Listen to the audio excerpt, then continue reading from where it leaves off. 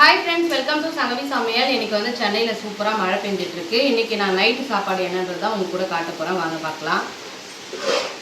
இது வந்து பார்த்திங்கன்னா பொரிச்ச குழம்புனா வந்து காரக்குழம்பு கிடையாது. நம்ம பொங்கல் இந்த பொங்கல் செலிப்ரேட் பண்ணும்போது எல்லா காயும் போட்டு வைக்கிற மாதிரி இதில் வந்து பார்த்திங்கன்னா உருளைக்கிழங்கு, அவரைக்காய், கொத்தவரங்காய், அப்புறம் வாழைக்காய், கத்திரிக்காய் எல்லாத்தையுமே சேர்த்து போட்டு நான் இந்த மாதிரி வச்சுருக்கேன்.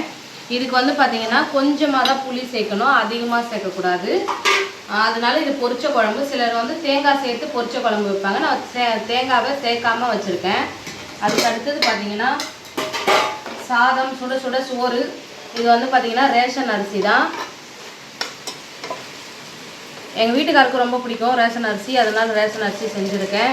அதே மாதிரி எங்கள் வீட்டில் இப்படியும் நாங்கள் சாப்பிடுவோம். அதை சொல்கிறதுக்கான ஒரு வீடியோவை தான் நான் இது எடுத்திருக்கேன். பல நேரங்களில் எங்கள் வீட்டில் இப்படி தான் எளிமையாக தான் நாங்கள் சாப்பிடுவோம். ஆனால் அதை நான் வீடியோவாக காட்டினது கிடையாது.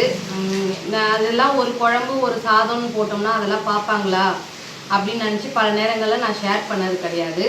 ஆனால் இது வந்து கண்டிப்பாக ஷேர் பண்ணணும். ஏன்னு சொன்னேன்னா, ஒரு சிலர் இருக்காங்க இல்லையா, எப்போவுமே நம்ம வீட்டில் கறி மீனாகவே சாப்பிடுவோம் அப்படின்ற மாதிரி நினச்சிக்கிறாங்க.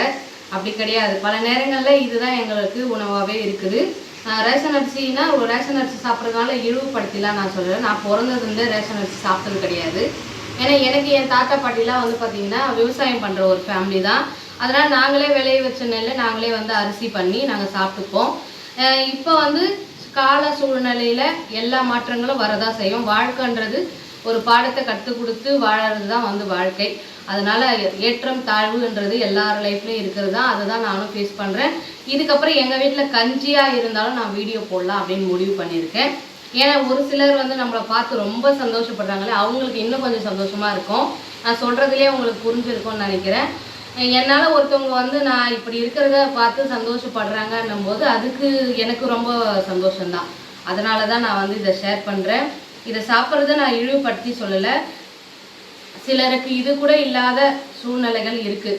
எனக்கு இது கிடைக்குதுன்னும் போது எனக்கு ரொம்ப பெருமையாக தான் இருக்குது. அரிசி இருக்குது, ஆனாலும் அது ஸ்கூலுக்கு பசங்களுக்கு கொடுக்கலாமே, வீட்டில் இருக்கும்போது இதை சாப்பிட்டுக்கலான்றதுக்காக தான் நாங்கள் இப்போ இதை செஞ்சுருக்குறோம். இதுக்கப்புறமா நான் எளிமையாக செஞ்சாலும் எங்கள் வீட்டில் எப்போவுமே இப்படி தாங்க. என்னோடய ஹஸ்பண்டுக்கு வந்து ஒரு சாம்பார்னாலும் காய் போட்டு ஒரு சாம்பார் வச்சுட்டோன்னா பொரியல்லாம் எங்கள் வீட்டில் தேவைப்படாது. அதுலேயே வந்து ஒரு 3 விதமான காய் போட்டு ஒரு சாம்பார் வச்சுட்டா ஒரு அப்பளம் பொரிச்சு கொடுத்தா சாப்பிடுவாங்க. எளிமையாக அட்ஜஸ்டபிளான ஒரு ஃபேமிலி தான் நாங்கள். அதனால் எங்களுக்கு கூட்டு, அவியல், துவையல் அப்படின்ற வெரைட்டிஸ்லாம் வந்து இருக்காது நிறைய டைமு. ஆனால் நான் எல்லா டைம்லேயும் வந்து கொஞ்சம் நல்லா செய்யும் போது ஒரு 2-3 ஐட்டம் செய்யும் போது தான் நான் நிறைய வீடியோ எடுத்து போட்டிருக்கேன்.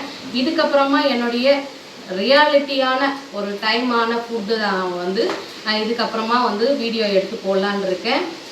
ஓகே, வெளி தோற்றத்தை பார்த்து யாரையுமே டிசைட் பண்ணாதீங்க. எல்லாருக்குமே எல்லா சூழ்நிலைகளுமே இருக்கும். அதை யோசனை பண்ணுங்கள். உங்களுக்கு மட்டும் கிடையாது, எல்லாருக்குமே தான். Okay, bye friends.